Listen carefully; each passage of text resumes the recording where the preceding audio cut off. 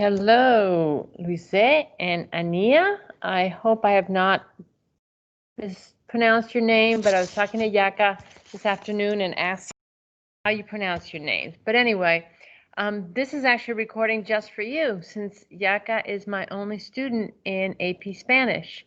So it's a nice little privilege for me and a break from my other routines of the day to sit down with him and to read out loud and discuss Spanish literature. So anyway, I'll keep this short, but as you probably know, the goal of the goal of the course is to prepare him for the AP Spanish literature exam. He did incredibly well with the language one, and I wasn't too worried about him. But anyway, as he may or may not have told you, we basically, the reading list, it's an assigned reading list by the College Board.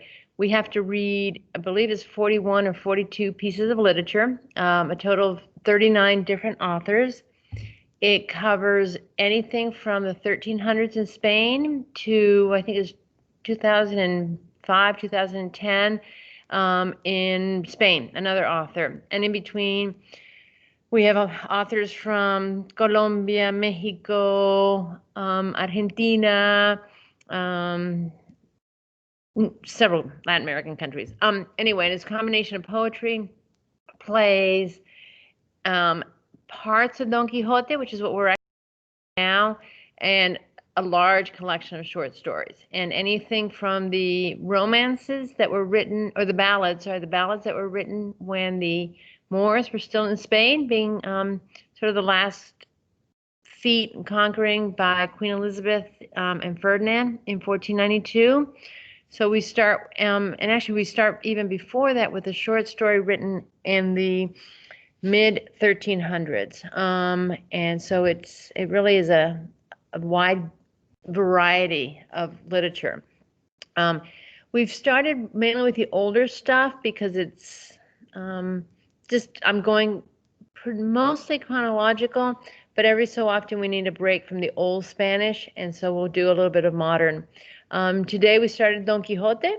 We have to read 8 chapters in Don Quixote, and it's fun because Yaka's getting the humor and he's laughing out loud in class. And so anyway, we do the reading in class, and then I've been helping him, or again, he doesn't need a whole lot of help. He's been practicing writing the 4 different types of essays that he will encounter on the AP exam. One is a short one. The first 2 are short. The first one, he will be given a part of something we read this year and the title. He will have to identify the author, the time period, and explain the passage in context of the whole work.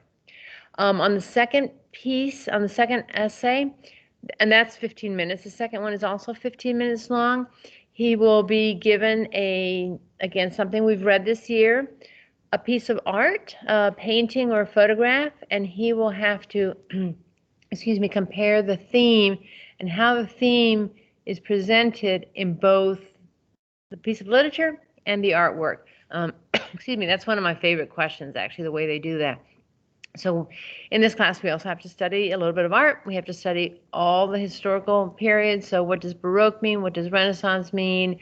The Golden Age, magical realism. It truly is a lot. And then the third essay is now 35 minutes long, and that he will be given again, something that was read in class and some piece of literature that he's never seen before, and he will have to compare how the theme is presented in both of those. And then the last one is also 35 minutes long, and it's a segment of something read this year and just a question just related to that one piece of literature. And then there's the multiple choice, which will be reading comprehension as well as some auditory. So it truly is a college level course, but his foundation in Spanish is superb. And so it's been great for him because he gets 50 minutes 4 days a week to just hablar en español and to read some very challenging literature. And considering it's his 5th language, there's I'm speechless. So anyway, it's a great course. It's a pleasure to have him in class. If you want me to send you the reading list, I will gladly do that. I can just send it as an email. And if you have any questions, as you know, you can always reach out to me. But there are absolutely no concerns for me. So this is a little bit of like telling you about the course, but also a chance for me to mention how Yaka's doing, since he's the only student in class.